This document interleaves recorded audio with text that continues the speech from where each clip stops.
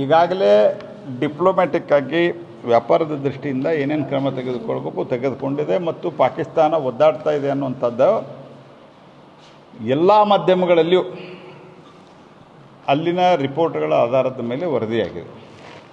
ಉಳಿದಂತೆ ಏನು ಕಟ್ಟುನಿಟ್ಟಿನ ಕ್ರಮ ತೆಗೆದುಕೊಳ್ಳಬೇಕು. ಭಾರತ ಒಂದು ಬಹುದೊಡ್ಡ ವಿಶಾಲವಾದಂಥ ದೇಶ. ಅದಕ್ಕೆ ಏನೇನು ಕಾಳಜಿ ತೆಗೆದುಕೊಳ್ಳಬೇಕು, ಪ್ರಿಕಾಷನರಿ ಮೆಜರ್ ತೆಗೆದುಕೊಂಡು ಸೂಕ್ತ ಸಮಯದಲ್ಲಿ ಸೂಕ್ತ ಕ್ರಮವನ್ನು ಖಂಡಿತವಾಗಿಯೂ ಆಗ್ತದೆ.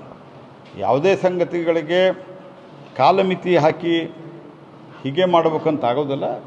ಯಾಕಂದ್ರೆ ಯಾವುದೇ ನಿರ್ಣಯವನ್ನು ಮಾಡಿ ಅದಕ್ಕೆ ತಕ್ಕಂತೆ ನಾವು ಮುಂದಕ್ಕೆ ಹೋಗ್ಬೇಕಾದ್ರೆ ಅನೇಕ ರೀತಿಯ ಪೂರ್ವ ತಯಾರಿ ಯೋಜನೆಗಳು ಎಲ್ಲವೂ ಬೇಕಾಗ್ತವೆ. ಹಾಗಾಗಿ ಏನು ಕ್ರಮ ತೆಗೆದುಕೊಳ್ಳಬೇಕು, ಯಾವಾಗ ತೆಗೆದುಕೊಳ್ಳಬೇಕು ಅಂತ ಅನ್ನೋದು ಸೂಕ್ತ ಸಮಯದಲ್ಲಿ ಭಾರತ ಸರ್ಕಾರ ತೀರ್ಮಾನ ಮಾಡ್ತಾಯಿದೆ. ನಮ್ಮ ರಕ್ಷಣಾ ಮಂತ್ರಿಗಳು, ನಮ್ಮ ಪ್ರಧಾನಮಂತ್ರಿಗಳು ಎಲ್ಲರೂ ಕೂಡ ಸ್ಪಷ್ಟ ಭರವಸೆಯನ್ನು ಕೊಟ್ಟಿದ್ದಾರೆ. ಇವರು ಯಾರು ಮಾಡಿದ್ದಾರೆ ಅವರಿಗೆ ಶಿಕ್ಷೆ ಆಗ್ತದೆ.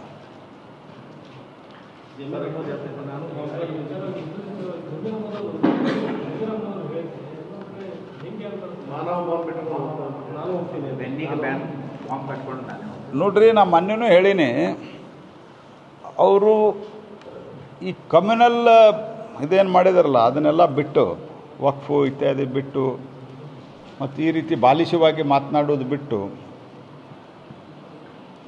ಶಾಂತ ರೀತಿಯಿಂದ ಇದ್ರೆ ದೇಶದೊಳಗೆ ಮಿಲಿಟ್ರಿ ಅದ, ದೇಶದಾಗ ಅರೆ ಸೈನಿಕ ಪಡೆ ಅದ, ಸೈನಿಕ ಪಡೆ ಅದ, ಅವ್ರ ಮೇಲೆ ನಂಬಿಕೆ ಇಟ್ಟು ನಿಮ್ಮ ಬೇರೆ ಬೇರೆ ನಿಮ್ಮ ನಾಯಕರೇನು ಸ್ಟೇಟ್ಮೆಂಟ್ ಕೊಡ್ತಾ ಇದ್ದಾರೆ ಅದನ್ನು ಬಂದ್ ಮಾಡಿಸಿದ್ರೆ ನಮ್ಮ ಮಿಲಿಟ್ರಿ ಪಡೆ ಜಗತ್ತಿನ 4ನೇ ಅತಿ ದೊಡ್ಡ ಮಿಲಿಟ್ರಿ ಪಡೆ ನಮ್ಮದು. ನಾವು ಏನು ಕ್ರಮ ತೆಗೆದುಕೊಳ್ಬೇಕು ನಮ್ಮ ಮಿಲಿಟ್ರಿ ಪಡೆ ಅವ್ರು ತಗೋತಾರೆ. ನೀವು ಶಾಂತ ರೀತಿಯಿಂದ ಇದ್ದರೆ ಅದೇ ದೊಡ್ಡ ಸೇವೆ. ಮೊನ್ನೆನೂ ನಾನು ಇದನ್ನೇ ಹೇಳೀನಿ, ಈಗೂ ಇದೇ ಹೇಳ್ತೀನಿ. ನೀವು ಸ್ವಲ್ಪ ಸಮಾಧಾನದಿಂದ ಶಾಂತ ರೀತಿಯಿಂದ ಇದ್ದರೆ ದೇಶ ಆರಾಮವಾಗಿ ಮುನ್ನಡೀತದೆ. ನೋಡ್ರಿ, ಸಿ ಎಮ್ ಅವ್ರಿಗೆ ಯಾರೋ ರಾಹುಲ್ ಗಾಂಧಿ ಗತೆ ಅವ್ರಿಗೂ ರಾಂಗ್ ಬ್ರೀಫಿಂಗ್ ಮಾಡ್ತಾ ಇದ್ದಾರೆ ಅಂತ ನನಗೆ ಅನ್ನಿಸ್ತದೆ. ಮತ್ತು ಅವರು ಈಗ ನಾನು KPSC ಬಗ್ಗೆ ಯಾವ ಪ್ರಶ್ನೆಗೆ ಅವ್ರು ಉತ್ತರ ಕೊಟ್ಟಾರೆ ಹೇಳ್ರಿ. ನಾ ಕೇಳಿದ್ದು ಒಂದು ಅಂಬೇಡ್ಕರ್ ಅವ್ರದ್ದು ನಿಪ್ಪಾಣಿಗೆ ಬಂದಿದ್ದು 100 ವರ್ಷದ ಕಾರ್ಯಕ್ರಮ ಮಾಡಲಿಲ್ಲ ಅವರು. ನಾ ಕೇಳಿದ್ದೆ ಅವ್ರಿಗೆ, ಪತ್ರ ಬರೆದೆ ನಾನು, ಮಾಡ್ರಿ ಇದನ್ನಂತ. ಇವತ್ತಿನ ತನಕ ರಿಯಾಕ್ಷನ್ ಕೊಡೋದಿಲ್ಲ ಅವರು. ನಿಮ್ಮ ಶ್ರೂಡಿನೆಸ್ ಏನಿದೆಲ್ಲ ಸಿದ್ದರಾಮಯ್ಯನವ್ರೆ, ಇದನ್ನು ಡೈವರ್ಟ್ ಮಾಡೋದಕ್ಕೆ ಉಪಯೋಗ ಮಾಡಿರಿ, ರಾಜ್ಯಕ್ಕೆ ಕಲ್ಯಾಣ ಮಾಡೋದ್ರಲ್ಲಿ ವಿಚಾರ ಮಾಡಿರಿ. KPSC ಭ್ರಷ್ಟಾಚಾರ ಆಯಿತು.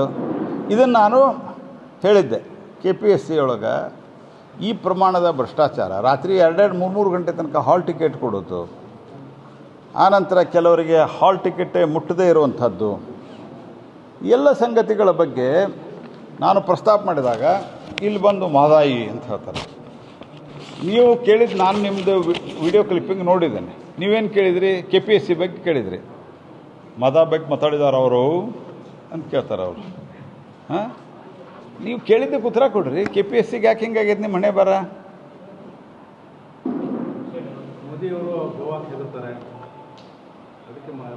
ನಾ ಕೇಳೋದು, ನನಗೆ ನೆನಪಿರೋ ಮಟ್ಟಿಗೆ, ನನಗೆ ಇಮಿಡಿಯೇಟ್ಲಿ ನನ್ನ ಕಡೆ ರೆಕಾರ್ಡ್ ಇಲ್ಲ, ಬಟ್ ನಾನು ಹಿಂದೆಲ್ಲ ಪಾರ್ಲಿಮೆಂಟ್ನಲ್ಲಿಗೂ ಇದ್ರ ಭಾಷಣ ಮಾಡಿದ್ದೀನಿ.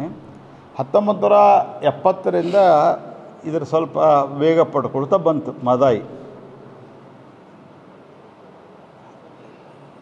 80ರಿಂದ ಅಂತ ಲೆಕ್ಕ ಹಿಡಿದ್ರು ಸಹಿತ 25ರವರೆಗೆ ಯಾರ ಸರ್ಕಾರ ಇತ್ತು ಜಾಸ್ತಿ?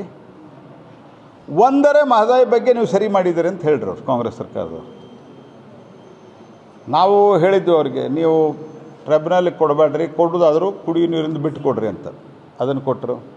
ಟ್ರಿಬ್ಯುನಲ್ಗೆ 11-12ರಾಗ ಆದೇಶ ಮಾಡಿದವರು ಅದಕ್ಕೆ ಆಫೀಸ್ ಕೊಟ್ಟಿರಲಿಲ್ಲ, ಅದಕ್ಕೆ ಸಿಬ್ಬಂದಿ ಕೊಟ್ಟಿರಲಿಲ್ಲ, ಏನೂ ಮಾಡಿರಲಿಲ್ಲ. 14ರಾಗ ಬಂದ ನಂತರ ನಾವು ಕೊಟ್ವಿ. ಆನಂತರ 3 ವರ್ಷದ ಅವಧಿ ಕೊಟ್ವಿ. 17ನೇ ಇಸ್ವಿಯೊಳಗೆ 1 ವರ್ಷಕ್ಕೆ ಎಕ್ಸ್ಟೆನ್ಷನ್ ಕೇಳಿದರು. 18ಕ್ಕೆ ಯಾವುದೇ ಪರಿಸ್ಥಿತಿ ಒಳಗೆ ಕೊಡಬೇಕಂತ ಹೇಳಿದ್ವಿ. 18ಕ್ಕೆ ಕೊಟ್ಟ ನಂತರ ಇದು ಗೆಜೆಟ್ ನೋಟಿಫಿಕೇಷನ್ ಆಗೋದಿಲ್ಲ ಅಂದರು. Gazette notification ಮಾಡಿಸಿದ್ವಿ.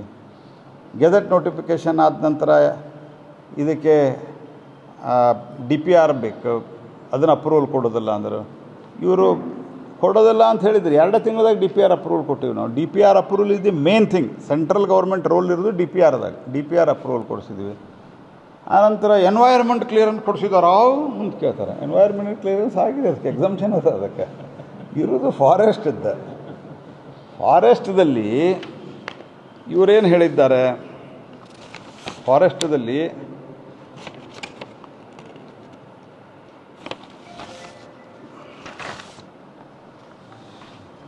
ಇವರು ಒಂದು ಅಫಿಡವಿಟ್ ಹಾಕಿದ್ದಾರೆ, ಇವರೊಂದು ಸ್ಟೇಟ್ಮೆಂಟ್ ಕೊಟ್ಟಿದ್ದಾರೆ.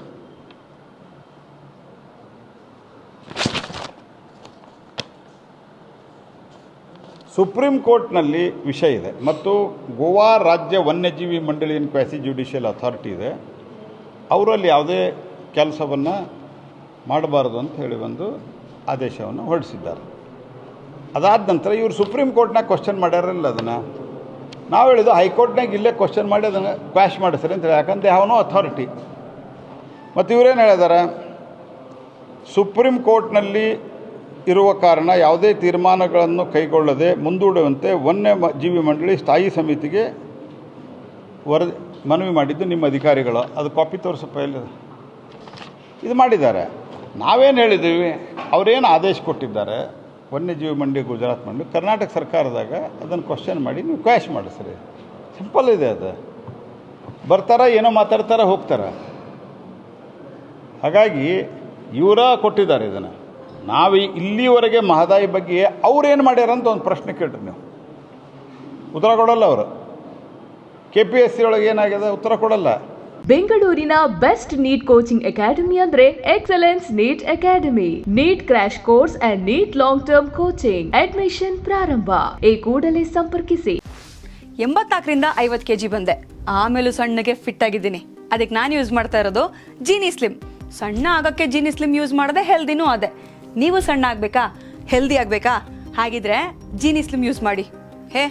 ಸಣ್ಣ ಆಗೋದಕ್ಕೆ ಯಾವುದೋ ಪ್ರಾಡಕ್ಟ್ ಹೇಳ್ತಾ ಇದ್ದಾಳೆ, ಏನಾದರೂ ಸೈಡ್ ಎಫೆಕ್ಟ್ಸ್ ಇದೆ ಅಂತ ಯೋಚನೆ ಮಾಡ್ತಾ ಇದ್ದೀರಾ? ಖಂಡಿತ ಇಲ್ಲ. ಯಾಕಂದರೆ ಇದು ಕೆಮಿಕಲ್ ಫ್ರೀ. ಸಣ್ಣ ಆಗಬೇಕು ಅಂದರೆ ಜೀನಿ ಸ್ಲಿಮ್ ಯೂಸ್ ಮಾಡಿ. ಹೆಚ್ಚಿನ ಮಾಹಿತಿಗೆ ಕೆಳಗೆ ಡಿಸ್ಪ್ಲೇ ಆಗ್ತಿರೋ ನಂಬರ್ಗೆ ಕಾಲ್ ಮಾಡಿ.